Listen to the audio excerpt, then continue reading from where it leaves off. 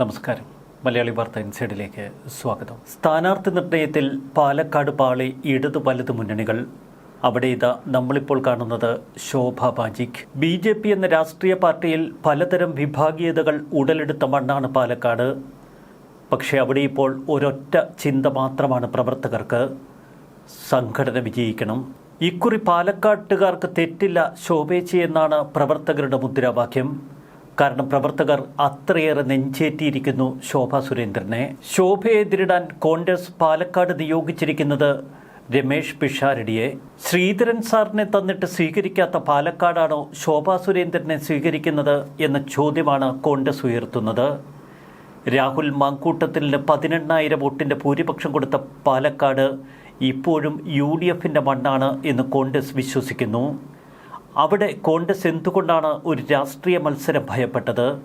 രമേഷ് പിഷാരടി എന്ന നടൻ അവിടെ സ്റ്റേജ് ഷോയുമായി ഇറങ്ങിയാൽ വിജയിക്കുമോ എന്നാണ് BJP ചോദിക്കുന്നത്.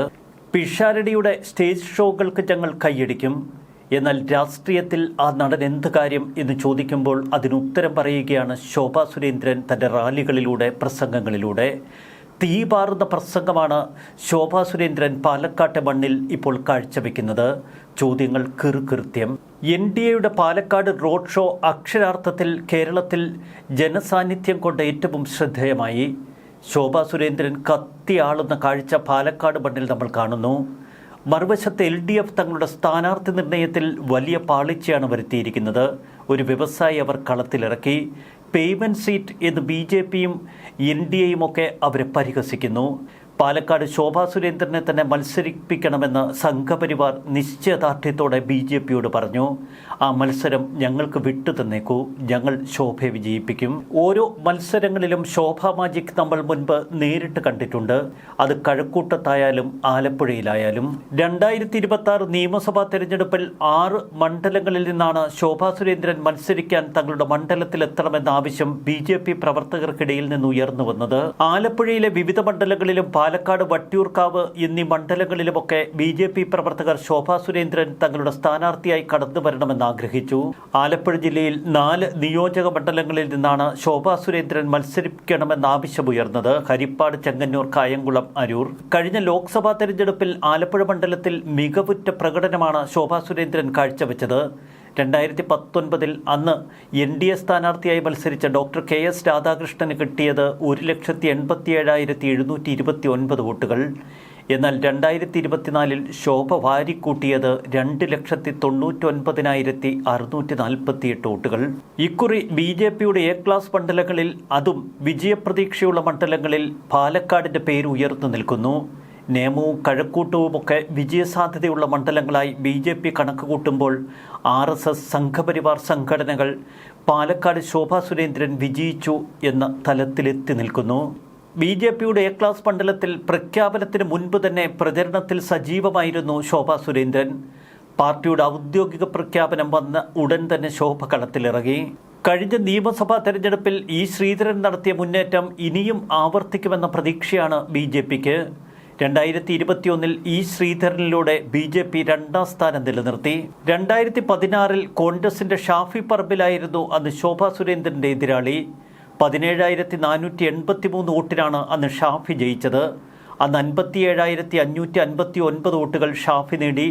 40,076 വോട്ടുകൾ ശോഭാ സുരേന്ദ്രൻ. LDF സ്ഥാനാർത്ഥി NN കൃഷ്ണദാസിന് 38,675 വോട്ടുകൾ മാത്രമാണെന്ന് നേടാൻ കഴിഞ്ഞത്. 2006 വരെ ഇടതു കോട്ടയായി നിലകൊണ്ടിരുന്നു പാലക്കാട്. പിന്നീട് കോൺഗ്രസ് തേരോട്ടം ആരംഭിച്ചത് ഷാഫി പറമ്പിലൂടെ. 2011 മുതൽ 2024 വരെ തൻ്റെ ഉള്ളം കൈയിൽ സുരക്ഷിതമായി ആ മണ്ഡലം സൂക്ഷിച്ചു ഷാഫി പറമ്പിൽ. 2024 ലോക്സഭാ തെരഞ്ഞെടുപ്പിൽ വടകരയിൽ വിജയിച്ചതോടെ ഷാഫി പറമ്പിൽ മണ്ഡലത്തിൽ നിന്ന് മാറി. പിന്നീട് രാഹുൽ മാങ്കൂട്ടത്തിലിനെ പാലക്കാട്ടേക്ക് കൂട്ടിക്കൊണ്ടുവന്നതും ഇതേ ഷാഫി പറമ്പിൽ. ഉപതെരഞ്ഞെടുപ്പിൽ മിന്നുന്ന പ്രകടനം രാഹുൽ കാഴ്ചവെച്ചു. രാഹുൽ മാങ്കൂട്ടത്തിലൂടെ കോൺഗ്രസ് തങ്ങളുടെ ഭൂരിപക്ഷം 18,840 ഉയർത്തി. എന്നാൽ രാഹുൽ മാങ്കൂട്ടം ഇക്കുറി മത്സരവേദിയിലില്ല. മറുവശത്ത് കോൺഗ്രസ് ഒരു രാഷ്ട്രീയ മത്സരത്തിന് ഭയപ്പെട്ടു. രാഹുൽ മാങ്കൂട്ടത്തിലിനോട് കോൺഗ്രസ് പ്രസ്ഥാനം നന്ദികേട് കാട്ടി എന്ന പൊതുവികാരം മണ്ഡലത്തിൽ നിലനിൽക്കുമ്പോഴാണ് ഇപ്പോൾ രമേശ് പിഷാരടിയെ മണ്ഡലത്തിൽ അവതരിപ്പിച്ചിരിക്കുന്നത് കോൺഗ്രസ്. പ്രഖ്യാപനം വന്നയുടൻ ശോഭാ സുരേന്ദ്രൻ മണ്ഡലത്തിൽ നിറഞ്ഞു. ഈ ശ്രീധരനെ കണ്ട അനുഗ്രഹം വാങ്ങി. RSS കാര്യാലയത്തിലും കൊല്ലപ്പെട്ട RSS നേതാവ് ശ്രീനിവാസന്റെ വീട്ടിലുമൊക്കെ ശോഭാ സുരേന്ദ്രൻ എത്തി. തെരഞ്ഞെടുപ്പിൽ എങ്ങനെ പ്രചരണത്തിൽ മുന്നിൽ നിൽക്കണമെന്ന വിദ്യ ശോഭാ സുരേന്ദ്രന് കൃത്യമായി അറിയാം. ഏത് മണ്ഡലത്തിൽ മത്സരിച്ചാലും അവിടെ അതിശക്തമായ മത്സരം കാഴ്ചവെക്കാൻ കഴിയുന്ന BJP സ്ഥാനാർത്ഥിയാണ് ശോഭാ സുരേന്ദ്രൻ. പാർട്ടിയിലും വലിയ തലയെടുപ്പുള്ള നേതാവ്. BJPക്ക് വലിയ സ്വാധീനമുള്ള മണ്ഡലമാണ് പാലക്കാട്. അതുകൊണ്ട് തന്നെ ഇക്കുറി പാലക്കാട് തൂക്കിയെടുക്കുമെന്ന ആത്മവിശ്വാസം കൂടുതലുണ്ട് BJP പ്രവർത്തകർക്ക്. കഴിഞ്ഞ 3 തവണയായി പാലക്കാട് നഗരസഭ ഭരിക്കുന്നതും BJP. രമേശ് പിഷാരടിയെ മണ്ഡലത്തിൽ അവതരിപ്പിക്കുമ്പോൾ സീറ്റ് നേടുക എന്നതിലുപരി മറ്റെന്തോ കോൺഗ്രസ് ലക്ഷ്യമിടുന്നുവെന്ന സംശയം കോൺഗ്രസ് പ്രവർത്തകരിലും ഇപ്പോൾ ശക്തമാണ്. രാഹുൽ മാങ്കൂട്ടം നേടിയ വൻ ഭൂരിപക്ഷം സ്വപ്നമിട്ട് പാലക്കാട് മണ്ഡലം സ്വപ്നം കണ്ടവരൊക്കെ വലിയ നിരാശയിലാണ്. ഒരു വ്യവസായിക്ക് വേണ്ടി എന്തിന് LDF കളമൊരുക്കി കൊടുത്തു? CPM ജില്ലാ സെക്രട്ടേറിയറ്റിന്റെ നിർദ്ദേശപ്രകാരമാണ് NMR റസാക്കിന് സീറ്റ് ലഭിച്ചത്. സാമുദായിക പരിഗണനയും ഇതിന് കാരണമായി. ഇതിനിടയിൽ പ്രമുഖ ഹോട്ടൽ വ്യവസായിയെ കളത്തിലിറക്കി BJPക്ക് അനുകൂലമായ സാഹചര്യം സൃഷ്ടിക്കാൻ LDF ശ്രമിക്കുന്നു എന്ന ആരോപണവും ശക്തമാണ്. രാഹുൽ മാങ്കൂട്ടത്തിലിനോട് മത്സരിച്ച് തോറ്റ P. സരിന് സീറ്റ് നൽകുമെന്നായിരുന്നു പൊതുവെയുണ്ടായിരുന്ന ധാരണ. എന്നാൽ ഒടുക്കം ആ സീറ്റ് റസാക്കിലേക്ക് എത്തി. പാലക്കാട് കോൺഗ്രസിൽ നിന്ന് തിരിച്ചുപിടിക്കാൻ റസാക്കിലൂടെ കഴിയുമെന്ന വിചാരം LDF പ്രവർത്തകർക്കിടയിലുമില്ല. എന്നാൽ കോൺഗ്രസ് പാളയത്തിൽ ഇപ്പോൾ ഒരു പൊതുവികാരം ഉയർന്നത് ശക്തനല്ലാത്ത ഒരു സ്ഥാനാർത്ഥിയെ എന്തിന് മണ്ഡലത്തിൽ അവതരിപ്പിച്ചു എന്ന നിലയിൽ. തുടർച്ചയായി ശോഭാ സുരേന്ദ്രൻ പാലക്കാട് മത്സരിച്ചിരുന്നു എങ്കിൽ ഇതിനകം തന്നെ BJPക്ക് തങ്ങളുടെ ഭൂരിപക്ഷം ഉയർത്താനും മണ്ഡലം സുരക്ഷിതമാക്കാനും കഴിയുമായിരുന്നു. ഇക്കുറി ശോഭാ സുരേന്ദ്രൻ തന്നെയാണ് BJPയുടെ ഏറ്റവും ശക്തയായ സ്ഥാനാർത്ഥി. പാലക്കാട് മണ്ഡലത്തിൽ പയറ്റിയ അനുഭവ സമ്പത്ത് ആർജിച്ച ശോഭാ സുരേന്ദ്രനെ സംബന്ധിച്ച് എതിർ സ്ഥാനാർത്ഥികൾ ദുർബലരാണ് എന്നത് അവർക്ക് കൂടുതൽ ആവേശം പകരുന്നു. പാലക്കാട് കേന്ദ്രീകരിച്ച് ഇപ്പോൾ വലിയ വിഭാഗീയത ചർച്ച ചെയ്യപ്പെടുന്നില്ല. മറുവശത്ത് ശോഭാ സുരേന്ദ്രൻ കൂടുതൽ കരുത്തോടെ പാലക്കാട് മത്സരത്തിനുമിറങ്ങി. വലിയ പ്രതീക്ഷയിലാണ് BJP. പാലക്കാട് ശോഭാ സുരേന്ദ്രൻ വിജയിക്കുമോ എന്ന് കാത്തിരുന്ന് കാണാം. അനൗൺസ്മെന്റ് വാഹനത്തിന് വേണ്ടി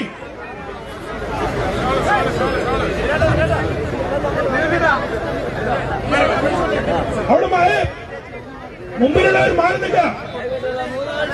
ലക്ഷ്മണൻ ആ വണ്ടി വിടൂ. ഒരു സൈഡിൽ നിൽക്കുന്നവർ മാറി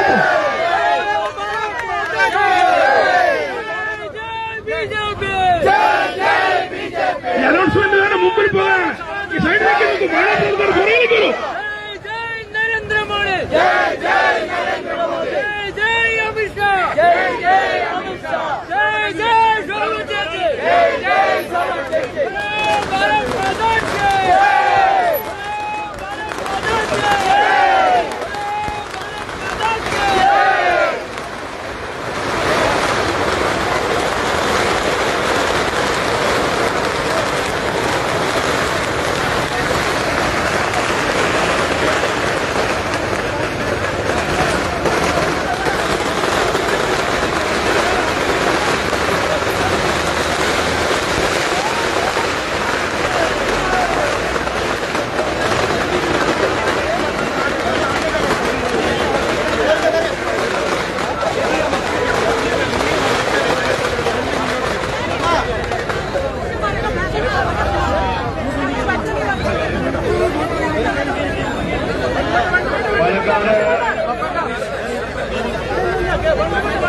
നിയമസഭാ മണ്ഡലം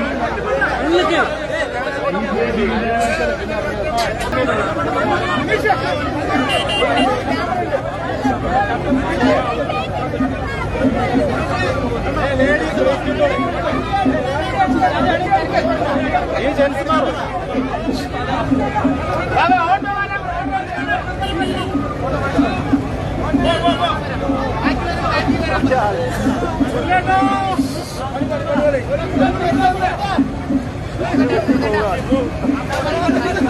ഇറങ്ങിയോ